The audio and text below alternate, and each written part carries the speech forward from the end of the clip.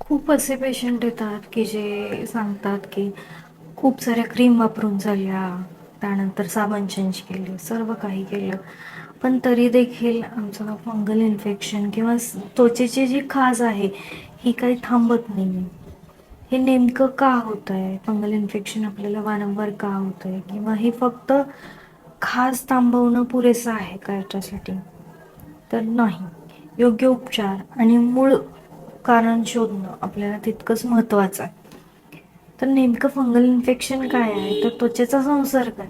त्याच्यामध्ये काय होतं की खाज येते, लालसरपणा येतो, वर्तुळाकार आपल्याला पुरळ दिसतात काही ठिकाणी. काही ठिकाणी त्वचा सोलल्यासारखी दिसते, जळजळ असू शकते त्या ठिकाणी. खूप जास्त प्रमाणात खाज येत असेल, इतकं जास्त खाजवलं जातं की तिथून रक्त निघलं जातं. अशा प्रकारची जी खाज आहे आणि जी वारंवार येते, म्हणजे काहीही वापरलं, तिथे क्रीम वापरली तर ती थोड्याफार प्रमाणात काम करते आणि पुन्हा जसं आहे तसं खाज चालू राहते. नेमकं आयुर्वेदमध्ये आपल्याला या खाजेचं काही महत्त्व दिलेलं आहे की खाज म्हणण्यापेक्षा अगदी आपल्या त्वचेला काहीतरी स्थान आहे आयुर्वेदमध्ये.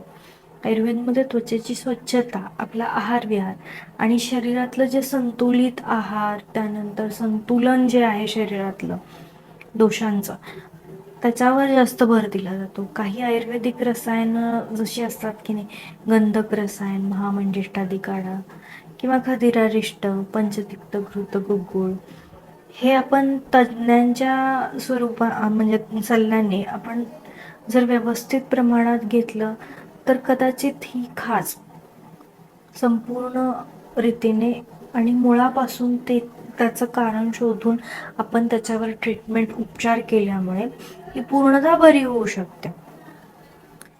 पण वारंवार जर आपल्याला अशा प्रकारचा संसर्ग होत असेल, त्वचेवर खूप जास्त प्रमाणात खाज येत असेल, तर नेमकं काय करायला हवं? तर आपल्या जीवनशैलीमध्ये महत्त्वाचं सुधारणा करायला पाहिजे आणि आपण त्वचेची काळजी योग्य प्रमाणात आणि योग्य वेळी घेतली पाहिजे. मोस्ट ऑफ दी काय होतं की फंगल इन्फेक्शन आहे म्हटल्यावर बरीचशी मॉडर्न मेडिसिन जी इट्राकोनाझोल, फ्लुकोनाझोल यासारखी बरीचशी औषधं आपली वापरून झालेली असतात.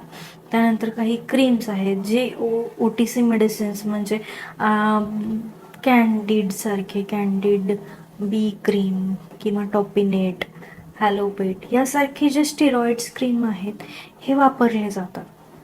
पण हे तितकं युजफुल आहे का?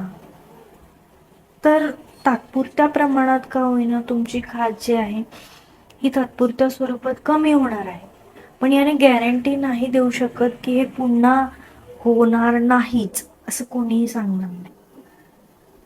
Most of the steroids cream स्वतःहून वापरल्याने काय होतं तर तो संसर्ग वाढू शकतो, एका ठिकाणचा अजून इतर ठिकाणी पसरू शकतो.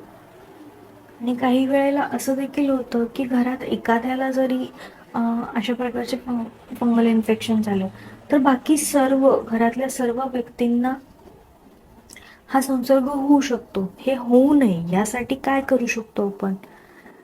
तर ज्याला कुणाला फंगल इन्फेक्शनचा किंवा कुठल्याही त्वचा रोगाचा त्रास आहे, त्यांनी शक्यतो अंघोळीसाठीचा जो साबण आहे तो शक्यतो फार माइल्ड स्वरूपाचा किंवा ज्याच्यामध्ये खूप कमी प्रमाणात सल्फेट्स, पॅराबेन्स वगैरे वापरलेले आहेत, अशी साबणं ज्याने त्वचा कोरडी राहणार नाही, आपली खूप जास्त प्रमाणात कोरडे होणार नाही आणि जे त्वचेचं मॉइश्चर आहे किंवा नॅचरल जे ऑइल आहे हे ज्याने निघून जाणार नाही, अशा प्रकारचं साबण वापरला पाहिजे. जनरली आपण KTC, कीटोकोनाझोलचे सोप वगैरे वापरायला सांगतो पेशंट्सना. पण त्याने पण काही असे ब्रँड्स आहेत की ज्याने खूप जास्त ड्रायनेस येतो.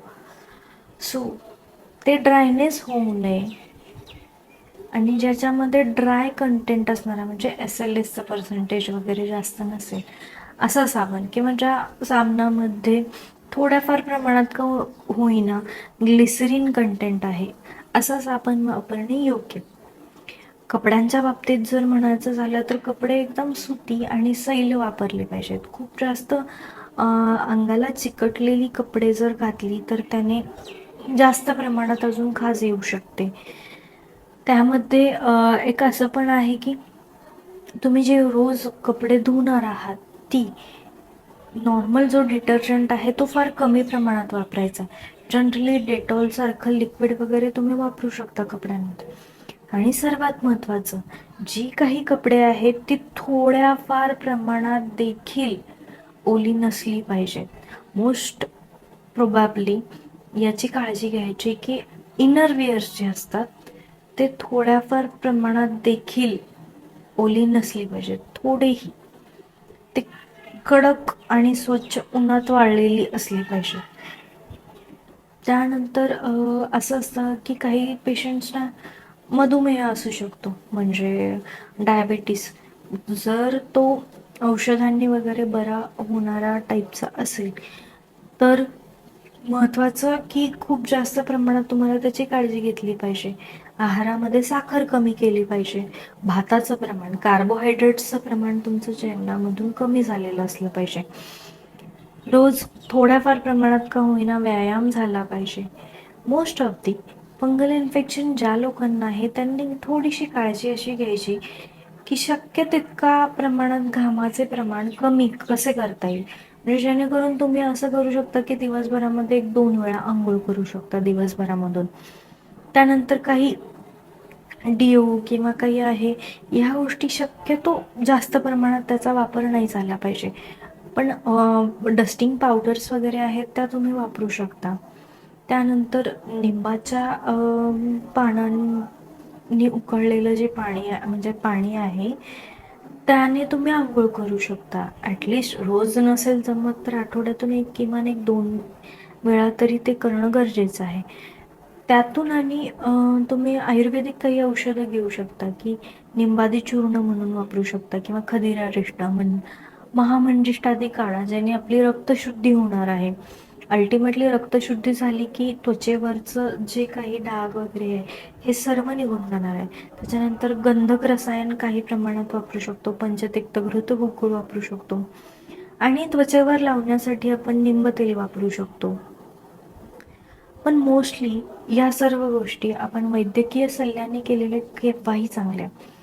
आणि महत्त्वाचं रोजच्या टिप्स मी दिलेल्याच आहेत की रोजच्या वापरामध्ये तुम्ही जनरली सुती कपडे वगैरे वापरणं, त्यानंतर कपडे धुताना साबणाचा खूप कमी प्रमाणात वापर करणं, डेटॉलचा जास्त प्रमाणात वापर म्हणजे डेटॉलचा वापर करणं, एकदम कडक सुकलेली कपडे घालणे, ओली कपडे न वापरणे.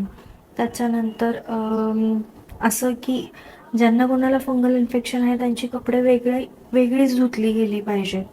एकत्र जर धुतली तर घरात जे इतके व्यक्ती असतील त्यांना ते होण्याचा चान्सेस भरपूर आहेत.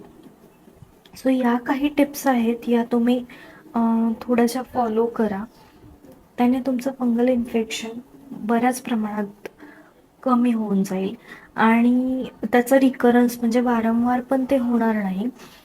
आणि महत्त्वाचं कसं असतं की त्वचेची काळजी घेणंच फार गरजेचं असतं. अशाच जर कोणाला असा फंगल इन्फेक्शनचा काही त्रास असेल तर तुम्ही डॉक्टर प्रतिमा टॉक्सला या यूट्यूब किंवा इन्स्टा चॅनलवर तुम्ही DM करू शकता फर्दर इन्फॉर्मेशनसाठी आणि कन्सल्टेशनसाठी आपण DM करू शकता. थँक्यू.